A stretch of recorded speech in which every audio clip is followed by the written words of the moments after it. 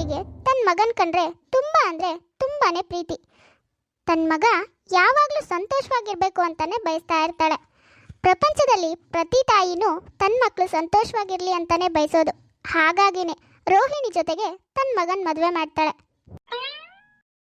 ಛೇ, ನನ್ನ ಬ್ಯೂಟಿಗೆ ಎಂತೆಂಥ ಹುಡುಗ ಸಿಗ್ತಾ ಇದ್ರು, ಆದರೆ ನಾನು ಈ ಗೂಬೆನ ಮದುವೆ ಆಗಬೇಕಾಯ್ತು. ಯಾವ ಜನ್ಮದಲ್ಲಿ ಏನು ಪಾಪ ಮಾಡಿದ್ನೋ ಗೊತ್ತಿಲ್ಲ, ಆದರೆ ಇಂಥ ಗಂಡ ಸಿಕ್ಕಿದ್ದಾನೆ.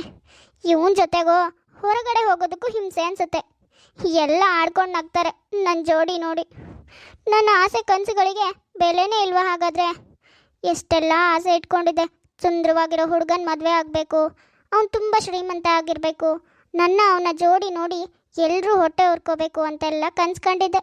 ಆದರೆ ಈ ಮುದುಕಿ ಬಂದು ನನ್ನ ಮಗನಿಗೆ ನಿಮ್ಮ ಮಗಳನ್ನ ಕೊಡಿ ಅಂತ ಕೇಳಿಬಿಟ್ಲು. ನಮ್ಮನೆಯವರು ಒಂದು ಮಾತು ನನ್ನ ಇಷ್ಟ ಇಲ್ವೋ ಅಂತಲೂ ಕೇಳ್ದೇನೆ ಮದುವೆ ಮಾಡಿದ್ರು. ಛೇ, ಎಲ್ಲ ಕನಸು ನುಚ್ಚು ನೂರಾಗೋಯ್ತು. ಈ ಗಂಡನ ಜೊತೆ ನಾನಾದರೂ ಹೇಗಿರೋದು?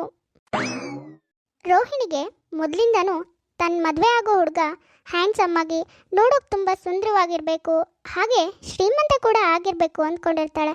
ಆದರೆ ಗೋಮತಿ ಮನೆಯಲ್ಲಿ ಶ್ರೀಮಂತಿಕೆ ಏನೋ ಇದೆ, ಆದರೆ ರೋಹಿಣಿ ತನ್ನ ಕನ್ಸು ಕಂಡ ಹಾಗೆ ನನ್ಸಾಗಿರಲ್ಲ ಅಷ್ಟೆ. ಗಂಡ ಶ್ರೀಕಾಂತ್ ಕೂಡ ನೋಡೋದಕ್ಕೆ ತೆಳ್ಳುಗೆ ಉದ್ದಕ್ಕೆ ಸುಮಾರಾಗಿರ್ತಾನೆ. ಹಾಗಾಗಿ ರೋಹಿಣಿಗೆ ತನ್ನ ಗಂಡನ ಕಂಡ್ರೆ ಆಗ್ತಾ ಇರಲ್ಲ. ಅವಾಗವಾಗ ಅವನ ಮೇಲೆ ರೇಗ್ತಾನೆ ಇರ್ತಿದ್ಲು. ಹೀಗೆ ಕೆಲವು ದಿನ ಕಳೆಯುತ್ತೆ. ರೋಹಿಣಿ ಮತ್ತು ಶ್ರೀಕಾಂತ್ ಸಿಟಿನಲ್ಲಿರ್ತಾರೆ, ಅತ್ತೆ ಗೋಮತಿ ಹಳ್ಳಿನಲ್ಲಿರ್ತಾಳೆ.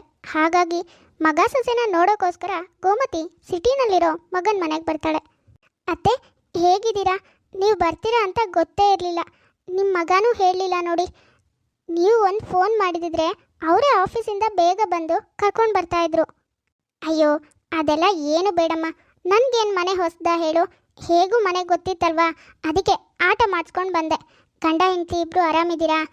ನನಗ್ಯಾಕೋ ತುಂಬ ಸುಸ್ತಾಗ್ತಿದೆ ಕಣಮ್ಮ. ಕುಡಿಯೋದಕ್ಕೆ ಒಂದು ಲೋಟ ನೀರು ತೊಗೊಂಡು ಬರ್ತೀಯಾ? ಓ ಹೌದಾ, ಸರಿ ಅತ್ತೆ, ನೀವು ಕೂತ್ಕೊಳ್ಳಿ, ನಾನು ಹೋಗಿ ನೀರು ತೊಗೊಂಡ್ಬರ್ತೀನಿ. ರೋಹಿಣಿ ಅವರೇ. ಓ ಭರತ್, ಏನು ಇವಾಗ ಬಂದಿದ್ದೀರಲ್ಲ, ಬನ್ನಿ ಕೂತ್ಕೊಳ್ಳಿ.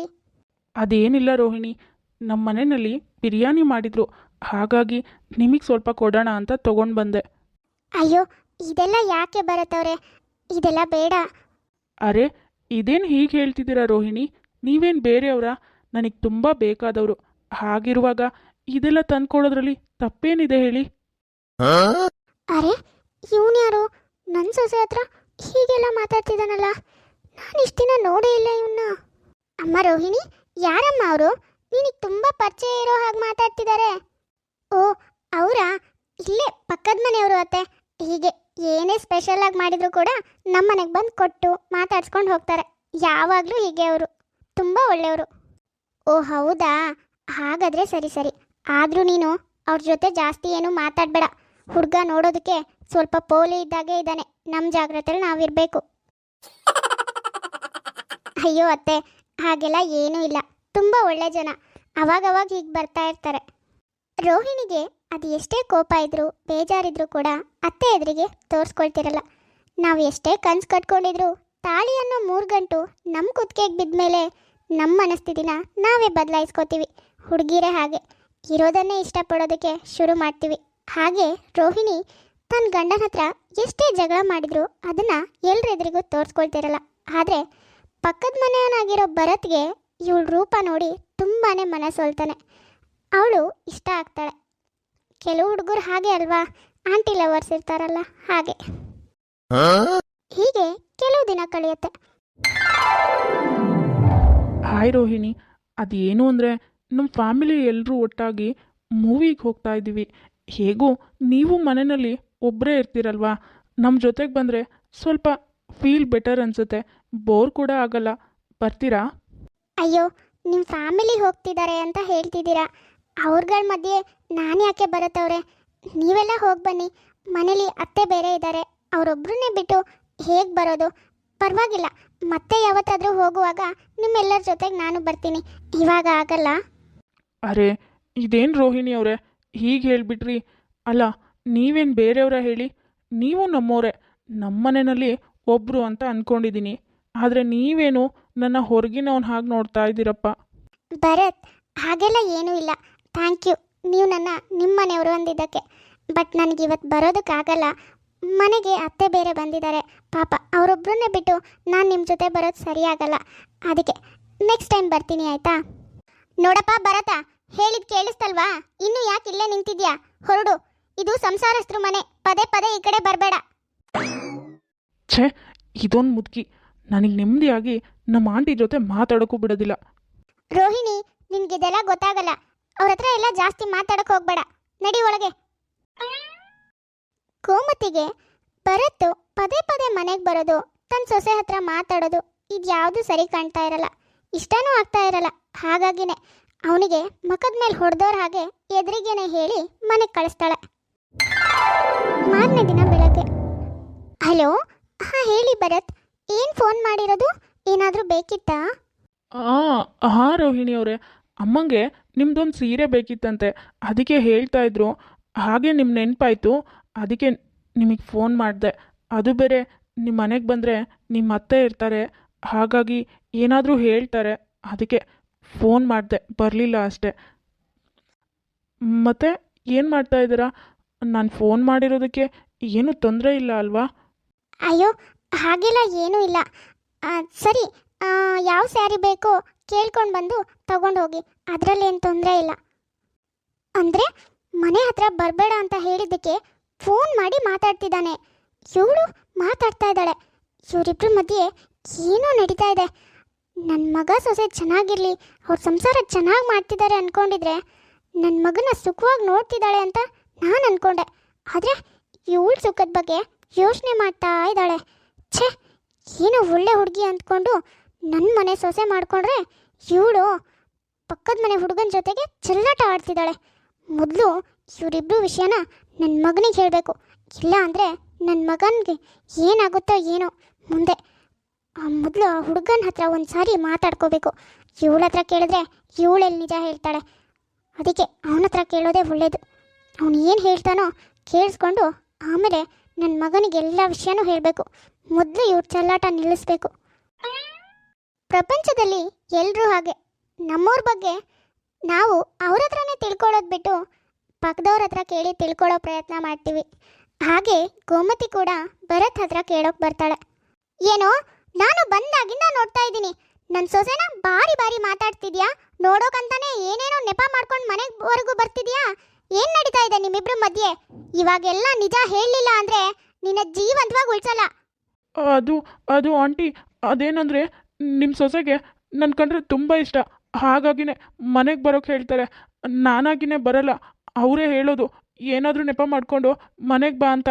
ಹಾಗಾಗಿನೇ ನಾನು ಬಂದಿದ್ದು, ಇಲ್ಲಾಂದರೆ ನಾನು ಬರಲ್ಲ. ನನಗೇನು ಮಾಡಬೇಡಿ. ಏನೋ ಹೇಳ್ತಿದ್ಯಾ? ಅವಳಾಗೆ ನಿನ್ನನ್ನು ಬಾ ಅಂತ ಕರೆದ್ಲ. ಹೇಗೋ ನೀನು ಹೇಳೋದನ್ನೆಲ್ಲ ನಿಜ ಅಂತ ನಾನು ನಂಬೋದು? ಇಲ್ಲ ಆಂಟಿ, ನಾನು ನಿಜಾನೇ ಹೇಳ್ತಿದ್ದೀನಿ. ಅವ್ರಿಗೆ ನನ್ನ ಕಂಡ್ರೆ ತುಂಬ ಇಷ್ಟ. ಬೇಕಾದರೆ ನಾಳೆ ನೀವು ಯಾರೂ ಇಲ್ಲದೆ ಇರುವಾಗ ನಾನು ನಿಮ್ಮ ಮನೆಗೆ ಬರ್ತೀನಿ. ಆವಾಗ ನೀವು ಬೇಕಾದರೆ ಅಬ್ಸರ್ವ್ ಮಾಡಿ, ಅವ್ರು ನನ್ನ ಜೊತೆಗೆ ಎಷ್ಟು ಚೆನ್ನಾಗಿರ್ತಾರೆ ನೋಡಿ. ಮೊದಲಿಂದನೂ ಭರತ್ ತಾನೇ ಅವಳಿಗೆ ಲೈನ್ ಹಾಕ್ತಾ ಇರ್ತಾನೆ. ಆದರೆ ಕೋಮತಿ ಏನು ಮಾಡ್ತಾಳೋ ಏನೋ ಅನ್ನೋ ಭಯಕ್ಕೆ ರೋಹಿಣಿನೇ ಇವನ್ನ ಪ್ರೀತಿಸ್ತಾ ಇದ್ದಾಳೆ ಅಂತ ಸುಳ್ಳು ಹೇಳಿ ಅಲ್ಲಿಂದ ಓಡೋಗ್ತಾನೆ. ಮನೆಗೆ ಬಂದು ತನ್ನ ಮಗನ ಹತ್ರ ಇರೋ ಎಲ್ಲ ವಿಷಯನೂ ಹೇಳ್ತಾಳೆ. ಏನಮ್ಮ ಹೇಳ್ತಿದ್ಯಾ ನೀನು? ಅಮ್ಮ, ರೋಹಿಣಿ ಆ ಹುಡುಗನ ಜೊತೆ ಸಂಬಂಧ ಇಟ್ಕೊಂಡಿದ್ದಾಳ? ಅಮ್ಮ, ನೀನೇನೋ ಕನ್ಫ್ಯೂಸ್ ಆಗಿದೆಯಾ ಅನ್ಸತ್ತೆ. ಅವಳು ಅಂಥ ಹುಡುಗಿ ಅಲ್ಲಮ್ಮ. ನನಗೆ ಗೊತ್ತಿತ್ತು ಕಣೋ, ನನಗೆ ಗೊತ್ತಿತ್ತು ನೀನು ಹೀಗೆ ಹೇಳ್ತೀಯ ಅಂತ. ಅದಕ್ಕೆ ನಾಳೆ ಸಾಕ್ಷಿ ಸಮೇತ ನಿನಗೆ ನಿನ್ನ ಹೆಂಡತಿ ಏನು ಅಂತ ತೋರಿಸ್ತೀನಿ. ನಿನ್ನ ಹೆಂಡತಿ ಆಡೋ ಚೆಲ್ಲಾಟನೆಲ್ಲ ತೋರಿಸ್ತೀನಿ, ಬಾ. ಅಮ್ಮ ರೋಹಿಣಿ, ನಿನ್ನ ಗಂಡ ಆಫೀಸಿಗೆ ಹೋಗೇ ಬಿಟ್ಟ ಅನ್ಸುತ್ತೆ. ನನಗೆ ಸ್ವಲ್ಪ ಸಿಟಿನಲ್ಲಿ ಕೆಲಸ ಇತ್ತು, ನಾನು ನಿಧಾನ ಹೋಗಿ ಬರ್ತೀನಿ ಆಯಿತಾ? ನೀನು ಸ್ವಲ್ಪ ಹುಷಾರಾಗಿರು. ಹಾಂ ಸರಿ ಅತ್ತೆ, ನೀವು ಹುಷಾರಾಗಿ ಹೋಗಿ ಬನ್ನಿ. ಇವತ್ತಿದಾವೆ ಕಣೆ ನಿಮ್ಮಿಬ್ರು ಚೆಲ್ಲಾಟನ. ಇವತ್ತು ನನ್ನ ಮಗನ ಹತ್ರ ಬಯಲು ಮಾಡಿಲ್ಲ ಅಂದರೆ ನೋಡು. ಅರೆ ಹಾಯ್ ಭರತ್, ನೀವೇನಿಲ್ಲಿ? ಏನಾದರೂ ಬೇಕಿತ್ತಾ ಅಥವಾ ಏನಾದರೂ ಹೇಳಬೇಕಿತ್ತಾ? ಅದೇನಿಲ್ಲ ರೋಹಿಣಿ ಅವರೇ, ಹೀಗೆ ಸುಮ್ಮನೆ ಬಂದೆ. ಏನು ಮನೆಯಲ್ಲಿ ಯಾರೂ ಕಾಣಿಸ್ತಾನೇ ಇಲ್ಲ, ಎಲ್ಲರೂ ಎಲ್ಲೋಗಿದ್ದಾರೆ? ಅದು ನನ್ನ ಗಂಡ ಆಫೀಸಿಗೆ ಹೋಗಿದ್ದಾರೆ. ಅತ್ತೆ ಇಲ್ಲೆಲ್ಲೋ ಹೊರಗಡೆ ಹೋಗಿದ್ದಾರೆ, ಏನೋ ಕೆಲಸ ಇದೆ ಅಂತ. ಇರಿ, ಕಾಫಿ ಮಾಡ್ಕೊಂಡು ಬರ್ತೀನಿ ಆಯಿತಾ? ಇದೇನು ಮಾಡ್ತಿದ್ದೀರಾ ಭರತ್ ನೀವು? ಯಾರಾದರೂ ಬಂದರೆ ಏನು ಅಂದ್ಕೊಳ್ಳಲ್ಲ ನನ್ನ ಬಗ್ಗೆ, ಮೊದಲು ಕೈ ಬಿಡಿ. ಅಯ್ಯೋ, ಯಾರು ಏನಾದರೂ ಅಂದ್ಕೊಂಡ್ಲಿ, ನಿಮಗೆ ನನ್ನ ಕಂಡ್ರೆ ಇಷ್ಟ ತಾನೇ, ಅಷ್ಟು ಸಾಕು ನನಗೆ. ಯಾರು ಬಂದರೂ ನಾನು ತಲೆನೇ ಕೆಡ್ಸ್ಕೊಳ್ಳಲ್ಲ. ಏನು? ನನಗೆ ನೀವು ಇಷ್ಟನಾ? ಏನಾಗಿದೆ ಭರತ್ ನಿಮಗೆ? ಏನು ಮಾತಾಡ್ತಾ ಇದ್ದೀರಾ? ತಲೆಗಿಲೆ ಕೆಟ್ಟಿದ್ಯಾ? ಮತ್ತು ನೀವು ನನ್ನ ಜೊತೆ ಅಷ್ಟೊಂದು ಕ್ಲೋಸಾಗಿ ಮಾತಾಡ್ತಾ ಇದ್ದಿದ್ದು, ನಾನು ಯಾವಾಗ ಮಾತಾಡ್ತಿದ್ರು ನಗ್ನಗ್ತಾ ಮಾತಾಡ್ತಾ ಇದ್ರಿ, ನನ್ನ ಮೇಲೆ ಏನೂ ಫೀಲಿಂಗ್ಸ್ ಇಲ್ಲದೆ ಹಾಗೆ ಮಾತಾಡಿದ್ರಾ? ಭರತ್, ಮೊದಲಿಗೆ ಒಂದು ಕ್ಲಿಯರ್ ಮಾಡ್ತೀನಿ. ಕ್ಲೋಸ್ ಆಗಿ ಮಾತಾಡೋದಕ್ಕೂ ನಾರ್ಮಲ್ ಆಗಿ ಮಾತಾಡೋದಕ್ಕೂ ತುಂಬ ವ್ಯತ್ಯಾಸ ಇದೆ. ನಿಮ್ಮ ಮೇಲೆ ಫೀಲಿಂಗ್ ಇದ್ದಿದ್ರೆ ನಾನು ಇಷ್ಟು ನಾರ್ಮಲ್ ಆಗಿ ಮಾತಾಡ್ತಾ ಇರಲಿಲ್ಲ, ಬೇರೆ ಥರನೇ ರಿಯಾಕ್ಟ್ ಮಾಡ್ತಾ ಇದ್ದೆ ತಾನೇ? ಅಷ್ಟು ಗೊತ್ತಾಗಿಲ್ವಾ ನಿಮಗೆ? ಏನು? ಕ್ಲೋಸ್ ಆಗಿ ಮಾತಾಡಿದ್ರೆ ನನಗೆ ನಿಮ್ಮ ಮೇಲೆ ಫೀಲಿಂಗ್ ಇದೆ, ನಿಮ್ಮನ್ನು ಕಂಡ್ರೆ ಇಷ್ಟ ಅಂತನಾ? ನೋಡಿ ಭರತ್, ನಾನು ಅಕ್ಕಪಕ್ಕ ಮನೆಯವರು ಅವರಾಗೆ ಮಾತಾಡಿದಾಗ ನಾವೇನು ರಿಪ್ಲೈ ಮಾಡಿಲ್ಲ ಅಂದರೆ ಚೆನ್ನಾಗಿರಲ್ಲ ಅನ್ನೋ ಒಂದೇ ಕಾರಣಕ್ಕೆ ನಿಮ್ಮ ಜೊತೆ ಚೆನ್ನಾಗಿ ಮಾತಾಡ್ತಿದ್ದೆ. ಅದು ಬಿಟ್ಟು ಬೇರೆ ಯಾವ ಉದ್ದೇಶನೂ ಇಲ್ಲ. ನನಗೆ ಮದುವೆ ಆಗಿದೆ ಭರತ್, ಗಂಡನ್ ಬಿಟ್ಟು ನಿಮ್ಮನ್ನು ಇಷ್ಟಪಡೋದಕ್ಕೆ ನನಗೇನು ಹುಚ್ಚು ಅಂದ್ಕೊಂಡಿದ್ದೀರಾ? ನಿಮ್ಮ ಮನಸ್ಸಲ್ಲಿ ಇಷ್ಟೆಲ್ಲ ಕೆಟ್ಟ ಆಲೋಚನೆ ಇದೆ ಅಂತ ನನಗೆ ಗೊತ್ತಾಗಿದ್ರೆ ನಾನೇ ನಿಮ್ಮನ್ನು ಈ ಮನೆ ಒಳಗೆ ಸೇರಿಸ್ತಾ ಇರಲಿಲ್ಲ. ಛೇ, ಮೊದಲು ಹೊರಟೋಗಿ ಇಲ್ಲಿಂದ, ನಿಮ್ಮ ಮುಖ ನೋಡೋಕ್ಕೂ ಅಸಹ್ಯ ಆಗುತ್ತೆ. ನೋಡಿದ್ಯಾ ಅಮ್ಮ, ಕೇಳಿಸ್ಕೊಂಡ್ಯಾ? ನನ್ನ ಹೆಂಡತಿ ನನ್ನ ಹತ್ರ ಜಗಳ ಮಾಡ್ಬೋದು, ಕೋಪನೂ ಮಾಡ್ಕೊಳ್ಬೋದು, ಆದರೆ ಯಾವತ್ತೂ ನನಗೆ ಮೋಸ ಅಂತೂ ಮಾಡಲ್ಲ. ಅವಳು ಎಲ್ಲರ ಜೊತೆನೂ ಚೆನ್ನಾಗೇ ಮಾತಾಡ್ತಾಳೆ, ಆದರೆ ಅವಳ ಲಿಮಿಟ್ನ ಕ್ರಾಸ್ ಮಾಡೋಕ್ಕೆ ಬಂದರೆ ಸರಿಯಾಗಿ ಮಾತಾಡ್ತಾಳೆ. ಇವಾಗ ಮಾತಾಡಿದ್ಲು ನೋಡು ಹಾಗೆ. ನೀನೇನು ಚಿಂತೆ ಮಾಡಬೇಡ, ನಿನ್ನ ಸೊಸೆ ಬಂಗಾರದಂತೋಳು. ಪಾಪಿ ನನ್ನ ಮಗ ಕಣೋ, ನನ್ನ ಸೊಸೆ ಬಗ್ಗೆ ಅನುಮಾನ ಪಡೋ ಹಾಗೆ ಮಾಡಿಬಿಟ್ಟ. ಛೇ ಅಮ್ಮ, ನೀನು ಹೀಗೆ ಹೇಳಿರೋದೆಲ್ಲ ಅವಳಿಗೆ ಗೊತ್ತಾದರೆ ತುಂಬ ಬೇಜಾರು ಮಾಡ್ಕೋತಾಳೆ. ಹಾಗಾಗಿ ಅವಳಿಗೆ ಈ ವಿಷಯ ಎಲ್ಲ ಗೊತ್ತಾಗೋದು ಬೇಡ, ಬಾ ಸುಮ್ಮನೆ. ಇಷ್ಟೆಲ್ಲ ಆದಮೇಲೆ ಗೋಮತಿಗೆ ತನ್ನ ಸೊಸೆ ಮೇಲೆ ಇನ್ನೂ ಗೌರವ ಹೆಚ್ಚಾಗತ್ತೆ. ನೋಡಿದ್ರಲ್ಲ ವೀಕ್ಷಕರೇ, ಇವತ್ತಿನ ನಮ್ಮ ವಿಡಿಯೋ ಸ್ವಲ್ಪನಾದರೂ ಇಷ್ಟ ಆಗಿದ್ರೆ ಪ್ಲೀಸ್ ನಮ್ಮ ಚಾನಲ್ನ ಸಬ್ಸ್ಕ್ರೈಬ್ ಮಾಡ್ಕೊಳ್ಳಿ, ಲೈಕ್ ಮಾಡಿ, ಶೇರ್ ಮಾಡಿ, ಹಾಗೆ ಕಮೆಂಟ್ ಮಾಡಿ. ತುಂಬ ಜನ ಹಾಗೆ ವಿಡಿಯೋಸ್ ನೋಡ್ತಾ ಇದ್ರೆ, ಯಾರ್ಯಾರು ಹಾಗೆ ವಿಡಿಯೋಸ್ ನೋಡ್ತಾ ಇದ್ರು ದಯವಿಟ್ಟು ಸಬ್ಸ್ಕ್ರೈಬ್ ಮಾಡ್ಕೊಳ್ಳಿ. ಸರಿ ವೀಕ್ಷಕರೇ, ನಾನಿನ್ನ ಹೊರಡ್ತೀನಿ. ನೆಕ್ಸ್ಟ್ ವಿಡಿಯೋದಲ್ಲಿ ಮತ್ತೆ ಸಿಗೋಣ.